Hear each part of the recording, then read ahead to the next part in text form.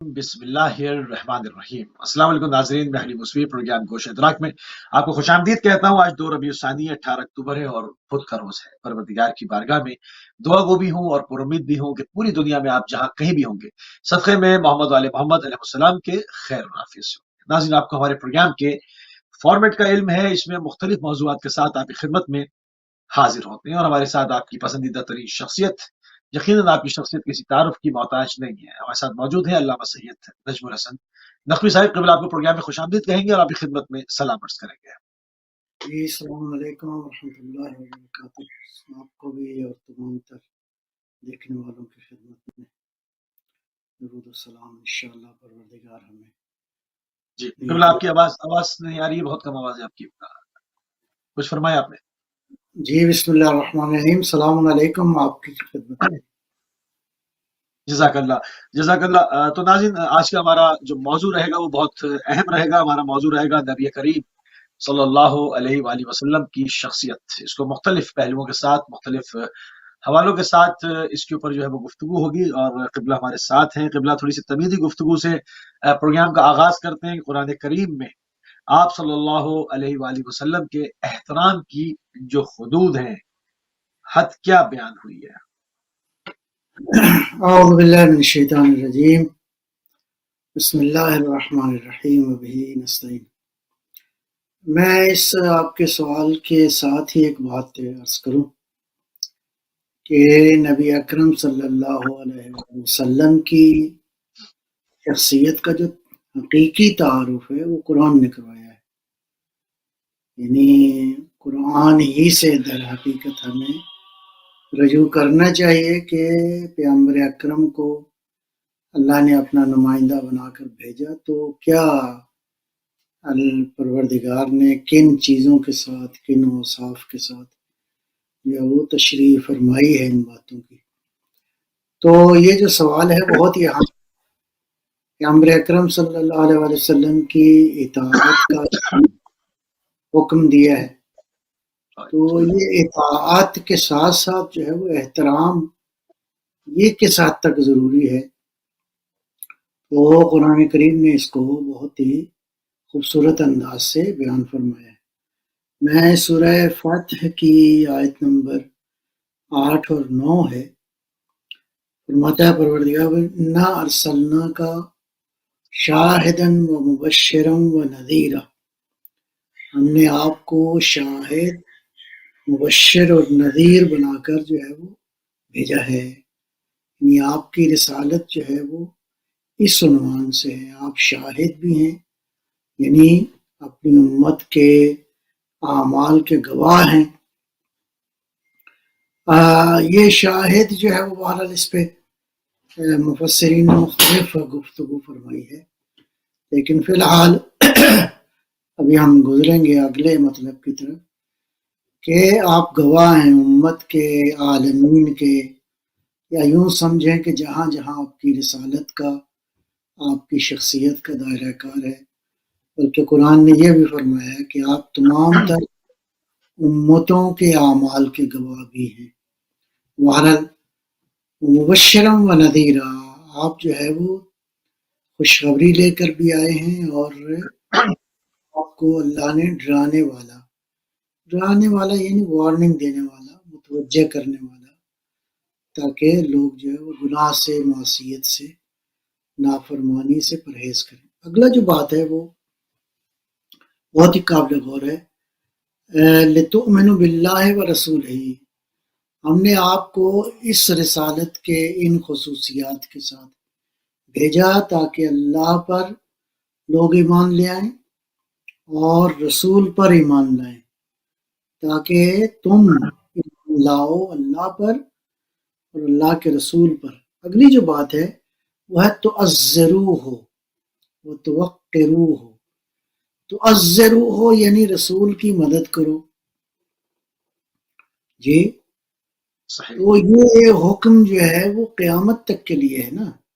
پیغمبر اکرم صلی اللہ علیہ وآلہ وسلم کی ذات، ان کا احترام، ان کی شخصیت جو ہے وہ معنوی طور پہ آج بھی موجود ہے، تعزروه وتوقروه، تم اللہ کے رسول پر ایمان لاؤ اور اللہ کے رسول کی مدد کرو. وتوقروه، توقرو وقار سے ہے، یعنی پیغمبر کی توقیر کرو، پیغمبر کی عزت کرو، پیغمبر کا احترام کرو.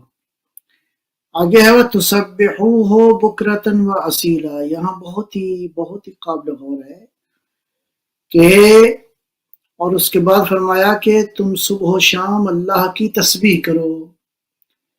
سمجھ میں آتی ہے یہ بات، اللہ اور اللہ کے رسول کے پر ایمان لانے کا ذکر ہے. اگلا ہے کہ پیغمبر کی تم نے مدد کرنی ہے. البتہ اگرچہ بعض لوگوں نے اس کا ترجمہ بھی عزت و احترام ہی کیا ہے، لیکن بہرحال تعزرو کا معنی ہے پیغمبر کی مدد کرنا، توقرو پیغمبر کا احترام کرنا.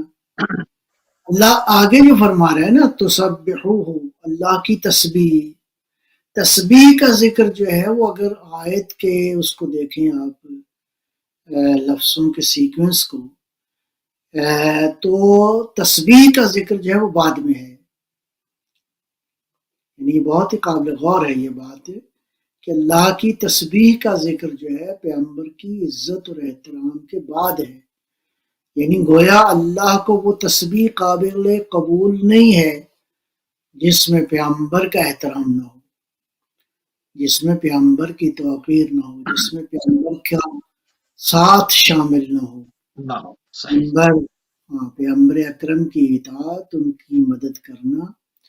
اگر آج ہم اس آیہ مجیدہ کا لینا چاہیں مفہوم، تو آج بھی اطاعت تو ہے پیغمبر اکرم کی. پیغمبر اکرم کی مدد کرنے کا مطلب یہ ہے کہ آج جو کر سکتے ہو، آج کا مطلب ہے کہ تم پیغمبر کے دین، جو پیغمبر شریعت لے کر آئے ہیں، جو دین لے کر آئے. لیکن اس چیز کی اگر آپ کامل ترین تصویر دیکھنا چاہتے ہیں، کامل ترین نمونہ دیکھنا چاہتے ہیں کہ پیغمبر کی عزت سب سے زیادہ کس نے کی، پیغمبر اکرم کی مدد سب سے زیادہ کس نے کی، تو ہمیں امیر المومنین علی ابن ابی طالب علیہ السلام پرفیکٹ نظر آتے ہیں. یعنی کامل ترین نمونہ ہیں جو پیغمبر کی ایمان لانے کے بعد جو ہے وہ پیغمبر ایمان لائے، پیغمبر اکرم کی مدد فرمائی، پیغمبر اکرم کی عزت کی. کس طرح عزت کی؟ حتیٰ وہ صلح حدیبیہ کا جو معاہدہ ہے، اس میں جب نیچے محمد رسول اللہ کے کہا مٹانے کا ذکر آیا تو علی کو جرأت نہ ہوئی، کہا یا رسول اللہ یہ تو میرے لیے ممکن نہیں. تو یہ ہے مقام، پیغمبر سے عشق کرنا، پیغمبر کی عزت کرنا. اور پھر یہ ہے کہ اللہ فرما رہا ہے تسبحوہ بکرۃ واصیلا، صبح و شام جو اللہ کی تم نے تسبیح کرنی ہے. تسبیح کی شرط یہ ہے کہ تم نے پیغمبر کی جو ہے وہ عزت کرنی ہے. اس کے بعد ہم چلتے ہیں سورہ حجرات کی ابتدائی جو آیتیں ہیں، بہت ہی قابل غور اور قابل توجہ ہے. وہ کیا ہے؟ بسم اللہ الرحمن الرحیم. یا ایھا الذین آمنوا لا تقدموا بین یدی اللہ ورسولہ واتقوا اللہ ان اللہ سمیع علیم. ایمان والو اللہ سے اور اللہ کے رسول سے آگے نہ بڑھ جاؤ. ہاں، یہ آگے بڑھنا کوئی یہ نہیں ہے، کوئی میرا مطلب ہے آپ چل رہے ہیں اور آگے نہیں بڑھ نہیں. کسی بھی صورت میں پیغمبر اور اللہ کے رسول کا جو حکم ہے اس سے آگے نہ بڑھنے کی کوشش کرو.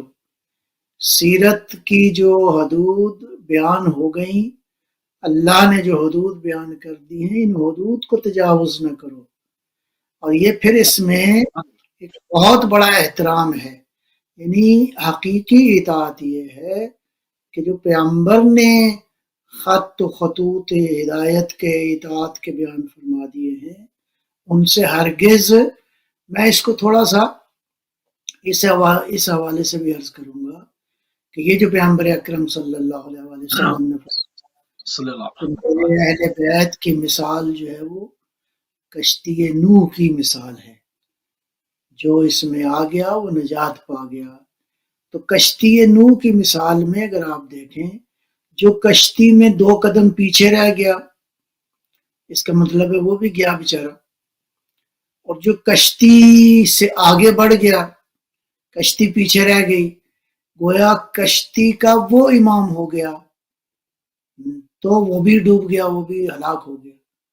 تو نتیجتاً یہ ہے کہ پیغمبر کی ذات سے جو آگے بڑھ گیا اس کے لیے بھی ہلاکت ہے، اور جو پیغمبر کی ذات سے پیچھے ہٹ گیا اس کے لیے بھی ہلاکت ہے۔ اس کا مطلب یہ ہے کہ ہر صورت میں تم نے پیغمبر کا ساتھ دینا ہے، کسی بھی بات میں، کسی بھی عمل میں، زندگی کے کسی بھی مرحلے میں، یعنی تم نے ساتھ دینا ہے کس کا؟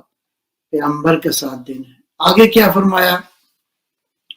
یا ایھا الذین آمنوا لا ترفعوا اصواتکم فوق صوت النبی، اے ایمان والو پیغمبر کی آواز سے تمہاری آواز بلند نہ ہو، یعنی تمہاری آواز بلند نہ ہو پیغمبر کی آواز سے۔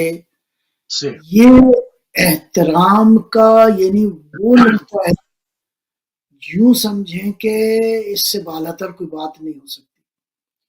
آگے کیا فرمایا؟ وَلَا تَجْهَرْ لَهُ بِالْقَوْلِ كَجَهْرِكُمْ بَعْضُكُمْ لِبَعْضٍ۔ اچھا، یہ جس طرح تم آپس میں ایک دوسرے سے کلام کرتے ہو، کلام کرتے صحیح، اونچی اونچی آواز سے باتیں کرتے ہو، کہیں یہ طریقہ کار تم پیغمبر کے ساتھ نہ کرنا۔ یعنی اگر خالی میں کہتا ہوں کہ یہی ایک حکم ایسا ہے کہ اگر احترام کی حدود کو ہم سمجھنا چاہیں تو نبی اکرم صلی اللہ علیہ وآلہ وسلم کے احترام کی حدود واقع انسان یعنی لرزہ بر اندام ہو جاتا ہے کہ پیغمبر کی بارگاہ میں اونچا، اس کا مطلب ہے آج بھی اس کو اگر ہم اپلائی کرنا چاہیں تو آج بھی پیغمبر کا نام اگر تم لوگے تو انتہائی ادب کے ساتھ، انتہائی احترام کے ساتھ۔ آگے یہ فرمایا ہے ان تحبط اعمالکم وانتم لا تشعرون، یعنی حتیٰ اگر تم نے یہ کام نہ کیا، پیغمبر کا نام لیتے ہوئے بے احترامی کی، تو تمہارے سارے اعمال ضائع ہو جائیں گے۔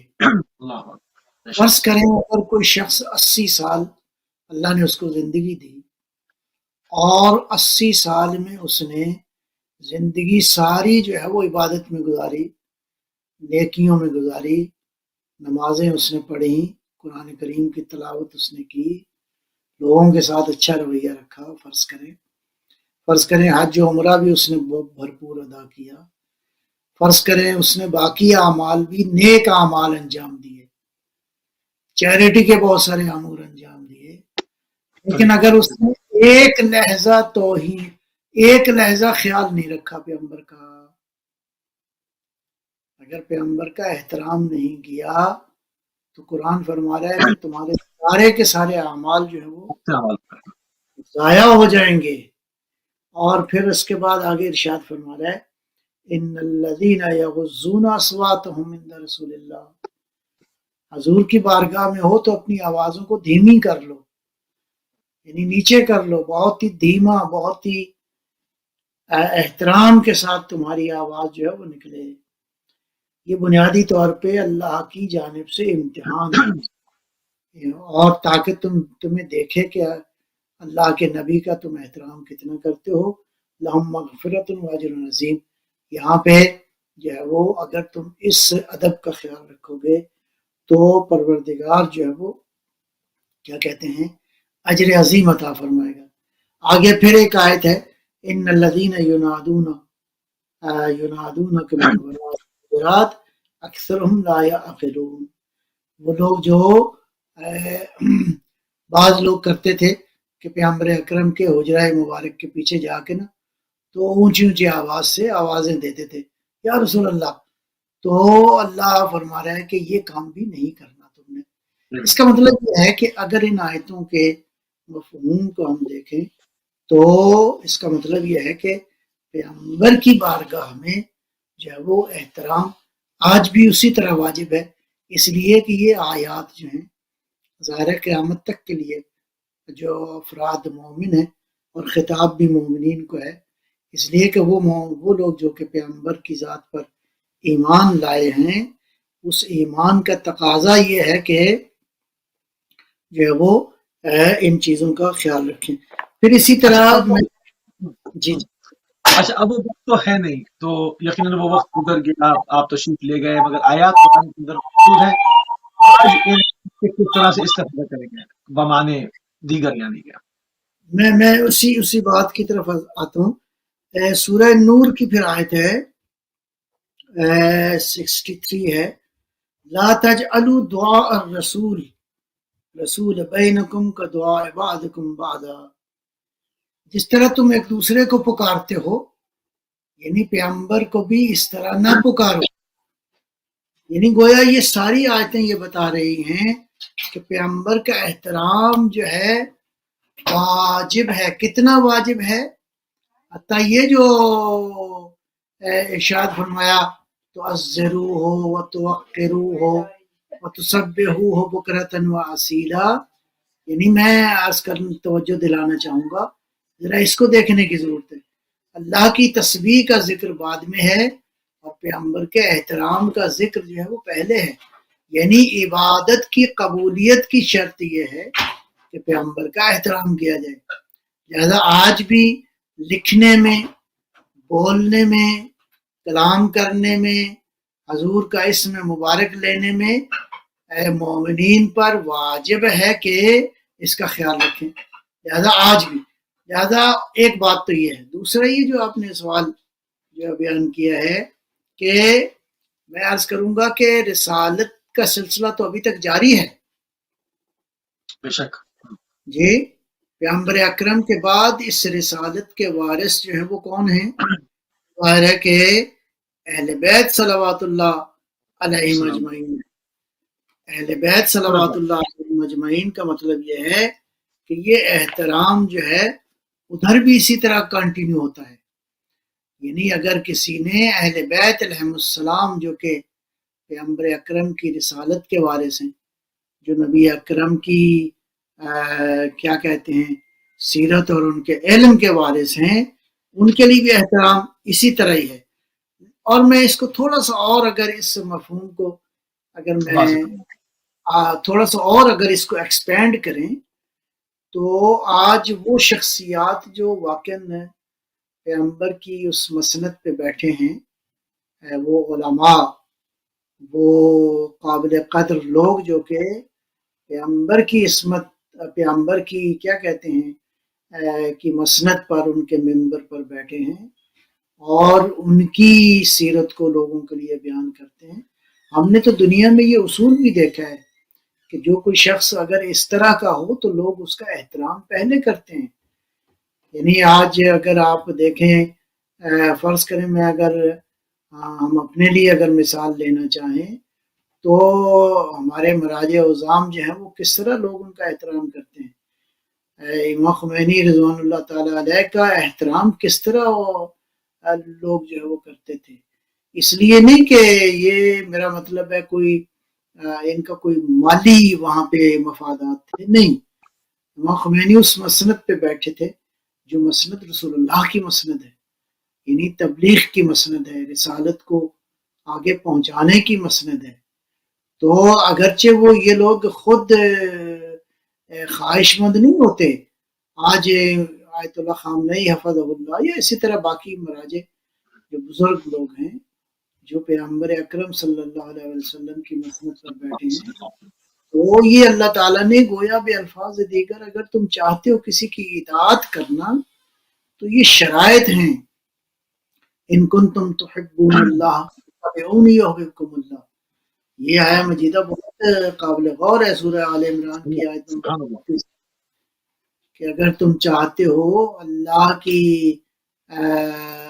تم سے محبت کرے تو اس کا راستہ کیا ہے؟ یعنی خدا کی محبت کے عشق تک پہنچنے کا ذریعہ بھی، واسطہ بھی پیغمبر کا عشق ہے۔ پیغمبر اکرم کی اطاعت ہے. لہذا اس کے ساتھ ساتھ ایک نقطہ اور میں عرض کرنا چاہوں گا، وہ یہ ہے کہ قرآن کریم نے یہ بھی ایک جگہ پہ حکم دیا ہے کہ پیغمبر جو ہے پیغمبر کو اذیت نہ دو، پیغمبر کو کے لیے کوئی ایسا عمل انجام نہ دو جو پیغمبر کے لیے اذیت کا باعث ہو.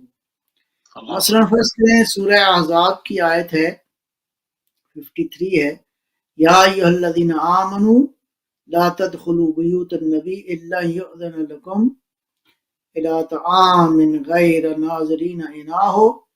اور بہرحال آگے چل کے جو ہے وہ فرماتا ہے پروردگار وما کان لکم ان تؤذوا رسول اللہ، جائز نہیں ہے، حرام ہے یہ بات کیا کہ تم اللہ کے رسول کو اذیت دو. اب دیکھنا ہے کہ پیغمبر کو کس بات سے اذیت ہوتی ہے. پیغمبر اکرم کی اذیت کا جو ہے وہ کیا کون سی چیز ہے جو پیغمبر اکرم کی اذیت کا باعث بنتی ہے. اور اگر کوئی پیغمبر کو اذیت دیتا ہے تو اسی سورہ حجرات کی آیت نمبر 57 ہے، ان الذین یؤذون اللہ ورسولہ لعنہم اللہ فی الدنیا والآخرہ وعد لہم عذابا مہینا. اگر کسی نے اللہ کو اذیت دی، اللہ کے رسول کو اذیت دی، تو دنیا و آخرت میں ان پر لعنت ہے. لعنہم اللہ فی الدنیا والآخرہ، اللہ لعنت بھیجتا ہے ان سب پر، دنیا میں بھی آخرت میں بھی. وعد لہم عذابا مہینا، اور ان کے لیے بہت ہی ایسا عذاب ہے جو کہ مہین ہے، رسوائی کا سبب ہے. رسوا ہو جائے گا وہ شخص دنیا و آخرت میں جو اللہ کو اذیت دیتا ہے اور نبی کو اذیت دیتا ہے. یہ سے اذیت سے مراد یہ فزیکل زندگی کے اندر جو ہم ایک دوسرے کو اذیت دیتے ہیں یہ بھی اذیت مراد ہے، لیکن کون ہے جو اللہ کو اس طرح اذیت دے؟ ہاں، یعنی وہ اعمال جن سے اللہ کو اور شریعت کو، دین کو، خدا کے لائے ہوئے پیغام کو جس سے آپ توہین کرتے ہیں وہ اللہ کی توہین ہے. اور اس کے ساتھ ساتھ اللہ کی توہین کا تعلق جو ہے پیغمبر اکرم کی توہین ہے. نبی اکرم کی توہین، اللہ کہتے ہیں ہم نے لعنت بھیجی ہے اللہ نے جو اذیت دے گا پیغمبر کو. پیغمبر کو کن باتوں سے اذیت ہوتی ہے؟ میں عرض کروں گا بہت ساری چیزیں تو پیغمبر نے خود بھی بیان فرما دی کہ مجھے کن چیزوں سے اذیت ہوتی ہے. اس میں ایک حدیث میں عرض کروں گا، اور وہ حدیث ہے جس نے فاطمہ کو ناراض کیا اس نے مجھے ناراض کیا، جس نے مجھے ناراض کیا اس نے اللہ نے کو ناراض کیا. اذیت دے گا جو حسین کو اذیت دے گا، جو حسن مجتبیٰ کو اذیت دے گا، ٹھیک ہے جی، جو آج امام مہدی کو اذیت دے گا صلوات اللہ، تو اہل بیت کو اذیت دینا رسول اللہ کو اذیت دینا ہے. رسول اللہ صلی اللہ علیہ وآلہ وسلم کو اذیت دینا، اللہ کو اذیت دینا ہے. اور یہ اذیت تو کیا ہے؟ آج اگر اس آیت کا مفہوم ہم دیکھنا چاہتے ہیں تو اذیت دینا یہی ہے کہ نافرمانی کرنا، توہین کرنا، نام جو ہے صحیح طریقے سے نہ لینا. اگر نام آ جائے تو فرمایا کہ لفظ محمد اگر کہیں سنو تو ادب اور احترام، اس قدر ادب اور احترام کے ایک روایت مجھے یاد آ گئی کہ امام صادق صلوات اللہ علیہ کے سامنے جو ہے وہ کسی نے نام لیا پیغمبر اکرم کا، تو امام اتنا جھکے حتیٰ کہ جھکتے جھکتے آپ کی پیشانی آپ کے گھٹنوں پہ لگ گئی. اللہ اکبر، آوا کس قدر عظیم ہے یہ بات کہ امام صادق صلوات اللہ سلام اللہ علیہ کے سامنے پیغمبر کا نام لیا گیا اور امام صادق اتنا جھکے کہ آپ کی پیشانی جو ہے وہ آپ کے گھٹنوں پہ جا لگی. اللہ اکبر، یہ باتیں اتنی سادہ نہیں ہیں. لہذا وہ نبی جن کا احترام جو ہے وہ اس سطح کا ہے کہ حتیٰ دین بھی، اطاعت خدا بھی، قرآن بھی، جتنی نیکیاں ہیں وہ اس وقت قابل قبول نہیں ہیں جب پیغمبر کا احترام نہ ہو، جب پیغمبر کی عزت اور توقیر نہ ہو، جب پیغمبر اکرم کا ساتھ نہ دو. لہذا حضور اکرم صلی اللہ علیہ وآلہ وسلم جو ہے وہ کیا کہتے ہیں کہ آپ کی ذات اور آپ کا احترام جو ہے وہ محور ہے حتیٰ اطاعت کا. اور ان چیزوں کو ہمیں خیال کرنے کی جو ہے وہ ضرورت ہے انشاءاللہ. جزاک اللہ قبلہ، جزاک اللہ. بہت ہی خوبصورت طریقے سے قرآن کریم فرقان المجید کے اندر آپ حضور صلی اللہ علیہ وآلہ وسلم کے جو احترام کی جو حدود بیان کی گئی اس کے اوپر قبلہ قرآنی آیات کی روشنی میں اس عدلہ کے اوپر جو ہے وہ گفتگو فرما رہے تھے. بات تھوڑی سی مزید جو ہے وہ ناظرین آگے بڑھائیں گے کہ آپ صلی اللہ علیہ وآلہ وسلم کی اطاعت کا جو دائرہ ہے وہ کس قدر عظیم ہے. ہمیں یہ بھی معلوم ہونا چاہیے کیونکہ ہم دیکھتے ہیں کہ بعض فرقہ اسلامیہ کے اندر اس حوالے سے لے کر مختلف عقائد بیان کیے جاتے ہیں. کوئی بعض جگہ پر اپنے دوست کی طرح سے مانتا ہے، کوئی کہتا ہے کہ ان کا احترام بڑے بھائی کی جیسا ہو. تو ان کی اطاعت پہ اگر ہم بات کر لیں گے اور اطاعت سمجھ میں آ جائے گی تو یہ تمام باتیں جو ہے وہ خود کلیئر ہو جائیں گی. تو اطاعت کا، آپ کی اطاعت کا دائرہ کتنا عظیم ہے، اس پہ روشنی ڈال دیتا ہوں. بہت ہی آپ کا سوال میں عرض کروں اس قدر اہم ہے کہ یہ بات اگر ہمیں واقعی سمجھ میں آ جائے تو دنیا و آخرت کی نجات جو ہے نا وہ اسی میں. بالکل. پہلی بات تو یہ ہے کہ نبی اکرم صلی اللہ علیہ وآلہ وسلم کی اطاعت جو ہے وہ اللہ نے مطلق قرار دی ہے، ایبسولوٹ. یہ بات بڑی اہم ہے. کوئی کنڈیشن نہیں لگائی، کوئی ٹائم اینڈ اسپیس کی کنڈیشن نہیں ہے، کوئی اور کنڈیشن نہیں ہے. قل اطیعوا اللہ و اطیعوا الرسول، یہ جو ہے وہ اس طرح کی جو ہے وہ موجود ہیں تعبیرات قرآن کریم میں.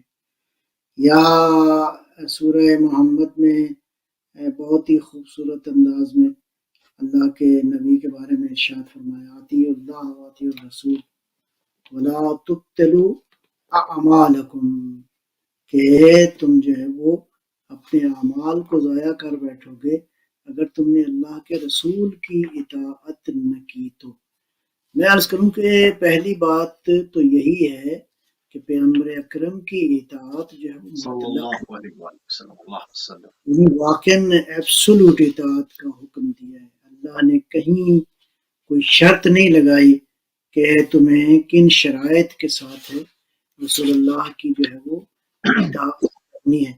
میں سورہ محمد کی یہ 2 آیتیں ہیں بہت ہی قابل غور ہیں کہ اللہ جو ہے وہ کیا ارشاد فرما رہا ہے.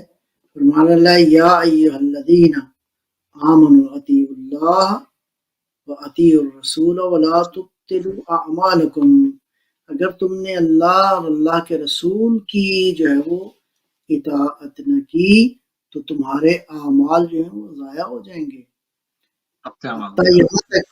یہاں تک کہ یہ جو آیت اس سے پہلے والی آیت ہے سورہ محمد کے اندر، یہ آیت نمبر 32 ہے. ان الذین کفروا وصدوا عن سبیل اللہ وشاقوا الرسول من بعد ما تبین لهم الہدی، یعنی ہدایت آ جانے کے بعد اگر کسی نے مخالفت کی، یعنی مخالفت تو اب کس مرحلے میں، کسی بھی مرحلے میں جب احترام اس سطح کا ہے تو اگر کسی نے وشاق الرسول یعنی پیغمبر کی مخالفت کی، پیغمبر سے دشمنی کی، تو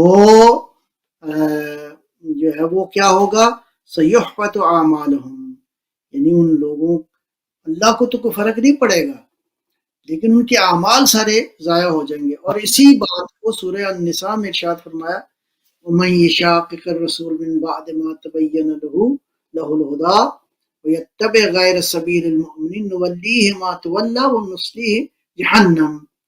اگر کسی نے پیغمبر کی مخالفت کی، پیغمبر سے دشمنی کی، پیغمبر کی نافرمانی کی ہدایت کے آ جانے کے بعد تو اس کا ٹھکانہ جو ہے وہ جہنم ہے. ہم اس شخص کو اسی کی طرف لوٹا دیں گے جس مقصد کے لیے وہ آیا تھا. مثلا فرض کریں یہ جو ہے وہ کیا کہتے ہیں عبداللہ ابن ابی کا ذکر اگر کیا جائے تو پیغمبر سے اس نے دشمنی کی ساری زندگی. جی یعنی عبداللہ ابن ابی نے پیغمبر اکرم سے ساری زندگی دشمنی کا وہ کیا اور اس نے ایک کافی بڑی تعداد بھی اپنے ساتھ جو ہے ملا لی جن کو منافقین کا گروہ کہتے ہیں. ساری زندگی مخالفت کرتے رہے. اللہ فرماتا ہے کہ یہ ہم ان کو اسی کی طرف یہ جس طرف گئے ہیں اسی کی طرف لوٹا دیں گے اور ان کا جو ہے وہ کیا کہتے ہیں ٹھکانہ جو ہے وہ جہنم ہے. لہذا نبی اکرم کی اطاعت کا جو دائرہ ہے وہ دائرہ بہت وسیع ہے. میں اس کو ایک اور مرحلے میں عرض کروں گا. یہ سورہ النساء کی آیت نمبر 65 میں اللہ ارشاد فرما رہا ہے بہت ہی خوبصورت سے کہ وہ کیا ہے. فرماتا ہے پروردگار کہ فلا وربک لا یؤمنون، یعنی خدا فرماتا ہے کہ تیرے رب کی قسم، گویا پروردگار اپنی قسم کھا رہا ہے. فلا وربک لا یؤمنون، تیرے رب کی قسم کہ یہ لوگ ایمان نہیں لائے، ایمان ان کا خارج ہو گیا. کب حتی یحکموک فیما شجر بینہم ثم لا یجدوا فی انفسہم حرجا مما قضیت ویسلموا تسلیما. بہت ہی خوبصورت آیت ہے اس مطلب میں کہ اگر تمہارے مابین جو اختلافات ہیں، جو تمہارے معاملات ہیں، اس میں اگر تم نے فیصلہ کر دیا، یعنی اگر فرمان پیغمبر آ گیا جی اور کہیں فرض کرو امت نے یا لوگوں نے یا دو افراد نے اگر کسی معاملے میں اختلاف کیا، دو ایمان والوں نے مسلمانوں نے، اور وہاں پہ اگر قرآن اور خدا کے رسول کا حکم آ گیا، آج بھی اگر اس کی اپلیکیشن کو دیکھیں اس آیہ مبارکہ کی، تو انسان ایمان سے خارج ہے. ثم لا یجدوا فی انفسہم حرجا، ذرہ برابر دل میں یہ خیال بھی نہ آئے کہ پیغمبر نے یہ کیا فیصلہ کر دیا ہے. یہ ہے دائرہ اطاعت. اللہ اکبر. اچھا یہ تمام آیات موجود ہیں، یہ تمام آیات موجود ہیں، قاریان اس کو پڑھتے ہیں. نہیں یہ تمام آیات موجود ہیں اور اس کا ترجمہ بھی اور اس کی تفسیر بھی، تمام چیزیں اس کو سمجھنے والے جاننے والے موجود ہیں. تو پھر جب غدیر خم کے خطبے کا ترجمہ ہوتا ہے تو وہاں پر کیوں کہ جی دوست کہا تھا، دوست بنایا تھا، یہاں تو اطاعت ایک عظیم درجے کو بیان کر رہی ہے، اس کی ایک نہج کو بیان کر رہی ہے، وہاں پہ فوراً دوست. ثم لا یجدوا فی انفسہم حرجا، میں آگے عرض کرتا ہوں تو اس کا سوال کو بھی کرتا ہوں. مما قضیت، جو آپ نے فیصلہ کر دیا، وہ یسلموا تسلیما، اور سر تسلیم ہو گئے. اگر یہ سر تسلیم نہیں ہوئے، ذرہ برابر خیال آ گیا، ذرہ برابر اگر خیال آ گیا تو ذرہ برابر خیال کے نتیجے میں لا یؤمنون، دائرہ ایمان سے خارج ہیں یہ لوگ جو پیغمبر اکرم کی اطاعت کو اس طرح نہیں لیتے. اچھا اب معاملہ یہ ہے کہ پیغمبر اکرم کی بعض کا یہ ہے کہ بعض احکام ایسے ہیں اس قدر کلیئر ہیں جس میں حدیث غدیر جو ہے تواتر کے ساتھ جو ہے وہ موجود ہے، اور یہاں پہ چونکہ اب حدیث سے تو نہیں وہ ہو سکتا، میں اس کا جواب اس طرح عرض کروں گا کہ وہ جو حارث بن نعمان فہری تھا، وہ آیا پیغمبر اکرم صلی اللہ علیہ وسلم کے خیمے میں، کہا یا رسول اللہ آج تک جو کچھ آپ نے کہا ہم نے کیا. آپ نے کہا نماز پڑھو، نماز پڑھی.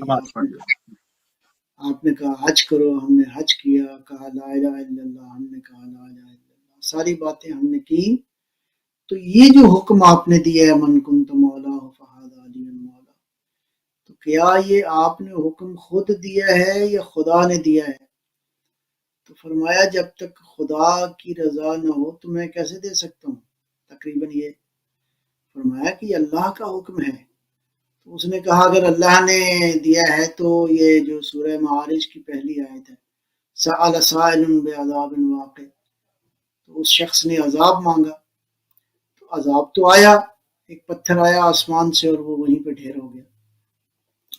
عرض یہ ہے کہ اب دین و دیانت کے ساتھ سمجھنے کی ضرورت ہے کہ پیغمبر اکرم نے یہ جو ہے وہ حکم احکام جتنے بھی زندگی میں دیے ہیں وہ پیغمبر اکرم نمبر ایک. تو نبی اکرم کی ذات اللہ کی اطاعت اور خدا کے عشق میں اور خدا کی مشیت کے سانچے میں اس طرح ڈھلی ہوئی ہے کہ پیغمبر کی ذات خدا کی اطاعت سے باہر ممکن ہی نہیں ہے کہ کوئی حکم دے پروردگار کی مشیت سے ہٹ کر. جب حضور کی ذات اللہ کی مشیت سے اتنا آگاہ ہے جتنا کوئی اور بھی آگاہ نہیں ہے، تو ایسے میں پیغمبر جو ہیں وہ ان کی اطاعت در حقیقت صحیح راستہ ہے. اور اسی آیت میں جو ہے وہ اللہ ارشاد فرماتا ہے اسی سورہ مبارکہ میں آگے چل کے یہ وَمَن يُطِعِ اللَّهَ وَالرَّسُولَ، اور جو اللہ اور اللہ کے رسول کی اطاعت کرے. اور یہ اطاعت کون سی ہے؟ وہی ایبسولوٹ اطاعت ہے، یہ اطاعت مطلق ہے، اس میں کوئی وہ نہیں ہے، اطاعت جو ہے وہ کنڈیشنل نہیں ہے جیسے میں نے عرض کیا. تو یہ کون سی اطاعت ہے؟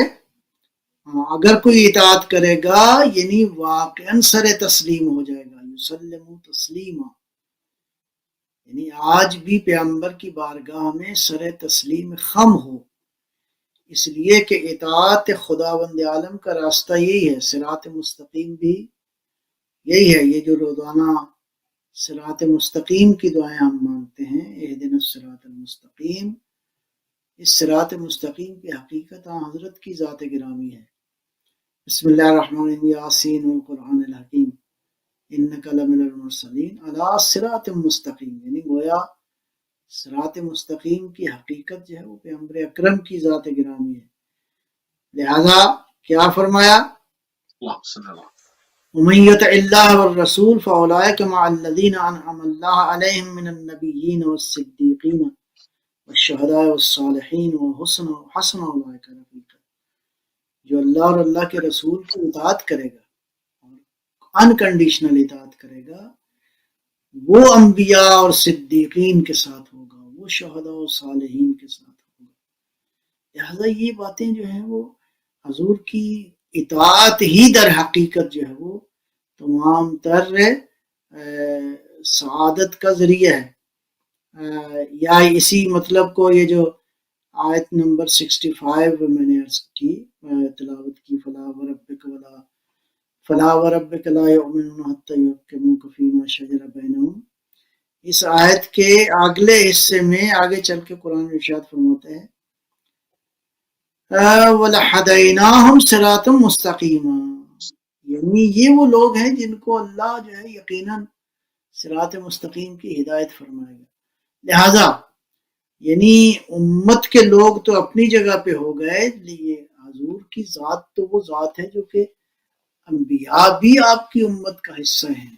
یعنی انبیاء علیہ السلام 1,24,000 انبیاء جو ہیں وہ بھی آپ کی امت کا حصہ ہیں.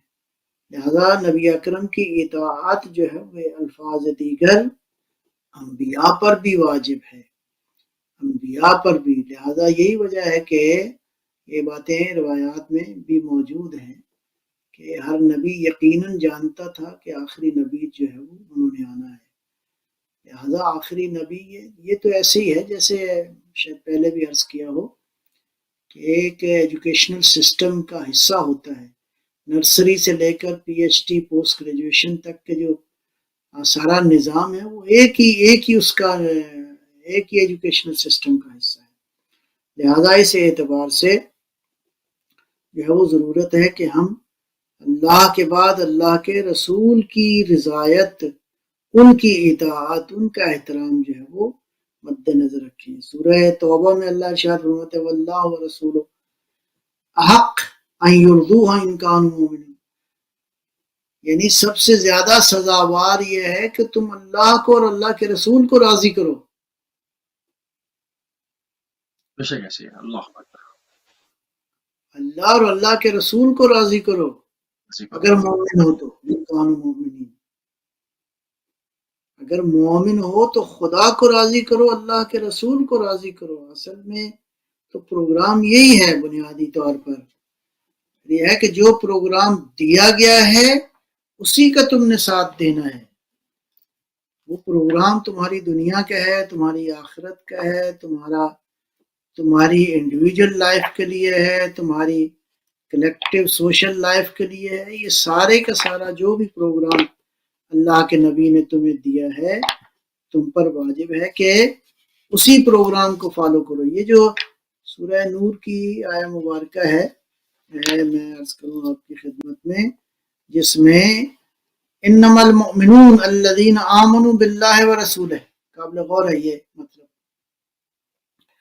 مومن وہ ہیں جو اللہ اور اللہ کے رسول پر، یہ لفظ انما آیا ہے یہاں پہ، یعنی یہ بات جو ہے وہ اس انداز سے سمجھنی چاہیے کہ اس آیت کے شروع میں انما آیا ہے، انما المؤمنون الذین آمنوا باللہ ورسولہ، مومن وہ ہیں جو اللہ اور اللہ کے رسول پر ایمان لائے، وَإِذَا كَانُوا مَعَهُ عَلَىٰ أَمْرٍ جَامِعٍ، اور وہ رسول کا ساتھ دیتے ہیں، وہ رسول کے ساتھ ہیں عَلَىٰ أَمْرٍ جَامِعٍ، یہ امر جامع جو ہے یہ قابل غور ہے، لَمْ يَذْهَبُوا حَتَّىٰ يَسْتَأْذِنُوهُ، ہرگز پیغمبر کا ساتھ نہیں چھوڑتے۔ اچھا، کوئی یعنی عمدن یہ جو نافرمانی کرے، عمدن جو نافرمانی کرتے ہیں، وہ مطلب ایک ہو جاتا ہے کہ اب جیسے آپ قلم اور کاغذ مانگیں کہ میں تم کو ایک ایسی تحریر لکھ دوں جس سے تم کبھی بھی گمراہ نہیں ہوگے، اور کہا جائے کہ معاذ اللہ جو ہے وہ ذہن جو ہے وہ ٹھیک نہیں، مطلب اس کو تاریخ نے لکھا، نعوذ باللہ، یعنی یہ گستاخی عمدن ہوئی اور اس کا خمیازہ امت آج تک بھگت رہی ہے۔ تو عمدن کے لیے قرآن کیا سزا تجویز کرتا ہے؟ یہ جو قرآن کریم کی آیات میں نے ابھی تک پڑھی ہیں، اللہ کیا فرماتا ہے؟ جو احترام نہ کرے اس کے اعمال ضائع، جو پیغمبر کی نافرمانی کرے اور پیغمبر کو تنگ کرے، اذیت کرے، جو پیغمبر کی رضا کو اہمیت نہ دے، قرآن فرماتا ہے کہ اگر چاہتے ہو کہ راضی کرو تو اللہ کے رسول کو راضی کرو، اگر مومن ہو تو اللہ کے رسول کی رضایت، خدا کی رضایت ہے۔ یہ ساری جو آیتیں قرآن واضح میسج دے رہا ہے، وہ میسج یہی ہے کہ جو شخص پیغمبر کی پورے یقین کے ساتھ جانتا بھی ہے معاملات کو، اور ایک جگہ پہ فرمایا جو پیغمبر کی نافرمانی کرے، جو پیغمبر کو تنگ کرے، نسلی ہے جہنم، تو وہ ٹھکانہ اس کا جو ہے وہ معلوم ہے۔ لہذا اصولی طور پر اگر کوئی شخص واقعاً یہ جانتے بوجھتے ہوئے کہ پیغمبر کا حکم کیا ہے اس کی نافرمانی کرے۔ اب یہ جو میں آیت ابھی آپ کی خدمت میں ابھی تلاوت کی ہے سورہ نور کی، مومن کا مومن ہے کہ جو ایمان لانے کے بعد کیا کرے؟ پیغمبر کا ساتھ نہ چھوڑے، علی امر جامع۔ یہ میں عرض کروں کہ امر جامع کیا ہے؟ یہ بنیادی طور پر یعنی وہی دین ہے جس پہ ساری امت کو، سارے مسلمانوں کو دعوت دی گئی ہے، وہ کمپریہنسو امر جو ہے وہ دین ہے بنیادی طور پہ، یعنی دین کا تم نے ہر صورت میں ساتھ دینا ہے اور پیغمبر کا ساتھ نہیں چھوڑنا، پیغمبر کا کسی صورت میں بھی ساتھ چھوڑنا جو ہے وہ جائز نہیں ہے۔ لہذا یہ تین باتیں ہو گئیں۔ پہلا مرحلہ تو یہ ہے نبی اکرم کا احترام جو ہے وہ اتنا واجب ہے کہ اللہ کی تسبیح بعد میں ہے، یعنی خدا کی عبادت اور بندگی بھی اس وقت قابل قبول ہے جب تم پیغمبر کا احترام کرو۔ تو یہ ایک بات ہو گئی۔ اگلی بات یہ ہے کہ پیغمبر اکرم کی اطاعت ہم نے کن کن موارد میں کرنی ہے؟ زندگی کے ہر مورد میں، ہر بات میں، سارے اس امر میں جو امر جامع ہے، پیغمبر کا ساتھ ہم نے نہیں چھوڑنا. آج بھی ایسے ہی ہے، آج بھی تقاضا تو یہی ہے. ایسا نہیں ہے کہ پیغمبر اکرم صلی اللہ علیہ وسلم جب تھے یہاں پہ اس دنیا میں تو صرف ان لوگوں پر یہ احکام واجب تھے، ان صحابہ کرام پر، ان مسلمانوں پر، ان قریبیوں پر، وہ جتنے جاننے والے تھے یا سب لوگ تھے جو جس نے بھی کلمہ پڑھا نبی اکرم کی رسالت کا، یہ صرف ان کے لیے نہیں ہے بلکہ اس زمانے کے ماں بعد قیامت تک کے لیے ہر صاحب ایمان کے لیے یہ حکم ہے کہ قیامت تک کے لیے یہ احترام جو ہے وہ جاری و ساری رہنا چاہیے. اصولی طور پر پیغمبر کا احترام ہی در حقیقت خدا بند عالم کے احکام کا احترام ہے، پروردگار کا احترام ہے، پروردگار کے حضور. لہٰذا یہ ہے کہ اللہ کی محبت، اللہ کا عشق، اللہ کی اطاعت، اللہ کی خوشنودی، اللہ کی رضا جو ہے پیغمبر اکرم کی رضا و خوشنودی میں ہے. اور یہ بات عرض کر دی کہ یہ سلسلہ پھر جاری ہے. آگے کس میں جاری ہے؟ عطرت میں. انی تارک فیکم الثقلین کتاب اللہ و عطرتی، میں تم میں دو گراں قدر چیزیں چھوڑے جا رہا ہوں، ایک قرآن کریم ہے، دوسرا میری عطرت ہے. لہذا یہ عطرت تسلسل ہے پیغمبر اکرم کی رسالت کے حفاظت کے حوالے سے، پیغمبر اکرم کی سیرت، آپ کا علم، آپ کی شخصیت کا جو تسلسل ہے وہ آپ کی عطرت طاہرہ ہے. وہ علی ابن ابی طالب علیہ السلام کی ذات گرامی ہے، بی بی زہرا سلام اللہ علیہا کی ذات گرامی ہے، وہ اہل بیت صلوات اللہ علیہم اجمعین ہے. تو لہٰذا یعنی اس بات کو اس انداز سے، لہٰذا یہی وجہ ہے کہ اہل بیت علیہم السلام نے جو کچھ بیان فرمایا ہے، یہ بار بار مسلسل یہ بات اس طرح سے فرمائی ہے کہ ہمارے جد امجد نے یہ بیان فرمایا ہے، ہم نے ان سے یہ علم حاصل کیا ہے. یہ سلسلہ جو ہے وہ واقعاً جا کے ملتا ہے عصمت کے اس مقام پر جہاں نبی اکرم کی ذات گرامی موجود ہے، عصمت کے اس عظیم الشان موقعیت پر جہاں حضور اکرم صلی اللہ علیہ وآلہ وسلم کی ذات گرامی ہے، اور ان کی اطاعت ہی در حقیقت دنیا میں بھی سعادت کا سبب ہے، آخرت میں سعادت کا سبب ہے. تو پیغمبر اکرم کی ذات گرامی جو ہے، ان اللہ و ملائکۃہ یصلون علی النبی یا ایھا الذین آمنوا صلوا علیہ وسلم تسلیما. اس سے زیادہ کیا حکم ہوگا؟ اللہم صلی علی محمد. اس سے زیادہ احترام کا حکم کیا ہوگا کہ اللہ اور اس کے ملائکہ مسلسل یصلون علی النبی، مسلسل خدا کی رحمتیں جس ہستی پہ آ رہی ہوں اور یہ درود و سلام بھیج رہا ہو پروردگار بھی اور آپ کے ملائکہ بھی، تو آج بھی یہ درود و سلام مسلسل جاری ہے، قیامت تک جاری رہے گا. اور اسی لیے ارشاد فرمایا کہ اس درود میں جس نے میری آل پہ درود نہیں بھیجا میرے ساتھ، تو یہ درود جو ہے دم کٹا درود ہے. اسی لیے درود ابراہیمی جو معروف ہے، صلاۃ البطر،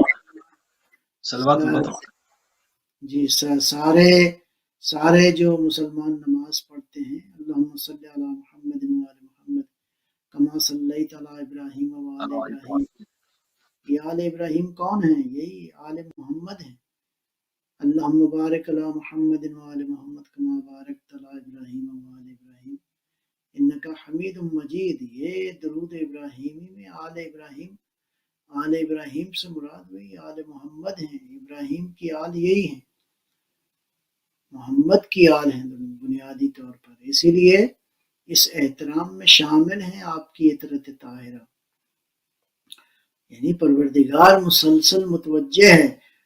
لگتا یہ ہے کہ اگر ایک لحظہ بھی میرا مطلب ہے توجہ نہ ہو تو اس کا مطلب ہے ہدایت کا نظام ادھر ادھر ہو جائے. خداوند مسلسل جو ہے وہ مسلسل جو درود بھیج رہا ہے، گویا 30 سیکنڈ حضور کی ذات کے انوار طیبہ سے آج بھی کائنات استفادہ کر رہی ہے.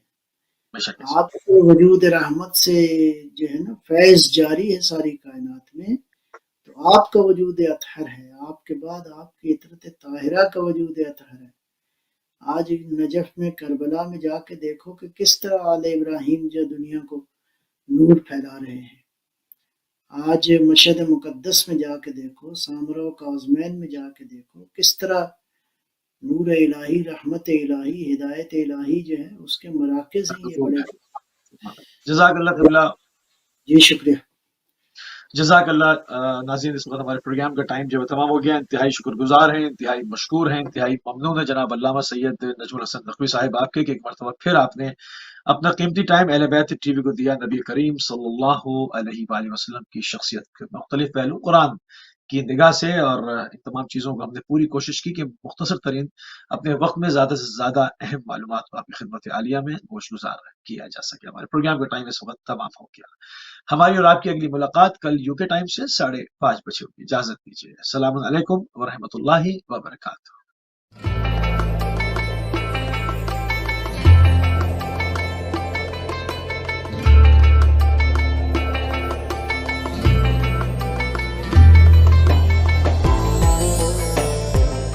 به طه، به یاسین، به معراج احمد، به قدر و به کوثر، به رضوان و طوبی، به وحی الهی، به قرآن جاری، به تورات موسی و انجیل عیسی.